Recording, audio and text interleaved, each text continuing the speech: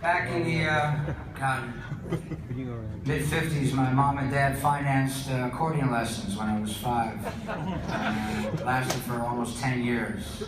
Dropped a lot of money on me. And there was a great backdrop for picking up the blues guitar as a teenager. But anyway, years later, when I was 18 years old, I had this great opportunity to do the After the Gold Rush record with Neil Young. David, great, thank you. Yeah, great stuff. And, they said they wanted me to play guitar and sing, some acoustic guitar and sing, and play some piano. And I said, well, I'm not a professional piano player. And I've been living with David Briggs and seeing a bit of Neil, and they knew my history, so they said, well, you've been playing classical accordion since you were 5, and you won a trophy. And I said, yeah, I won a contest.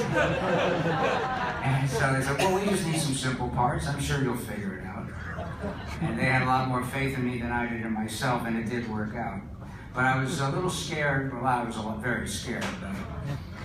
Because of the familiarity, you know, I was just like, okay, as long as I practice day and night, hopefully my best will be good enough. So I always played, and when we recorded After the Gold Rush at Neil Young's home in Topanga, way up high on the mountain, and or a high bluff anyway, big hills. And they eat upstairs on the balcony, and I never ate. I just sit there and play on this old upright he had. This one day we were working on Southern Man, and Ralphie Molina, the drummer, stayed behind and was playing with me. And originally the whole song is just halftime, you know, bum, bum, whack, you know.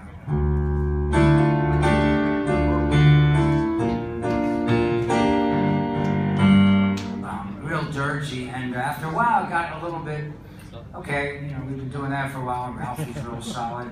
But, you know, of course, on the accordion, when you start, you learn every polka known to man. So I came from the oompa oompa store. Roll out the barrel.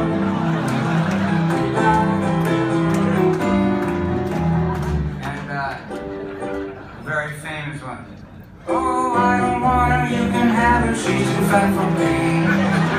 What an awful song. That's terrible. Shame on that man. Here's a drunk man, I don't know.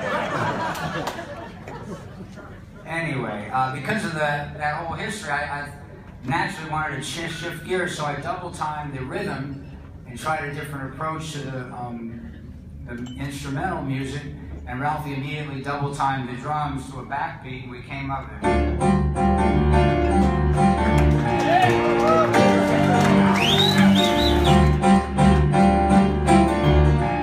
Anyway, they came back from lunch, and we were roaring away, and they said, what the hell's that? I said, that's Southern Man with a polka beat. I said, it feels good, let's do it in the solo. And I said, you know what, after the last verse, let's go back to it, it feels so good. And so it's kind of cool that the old square accordion came up with an arrangement change on a neat record.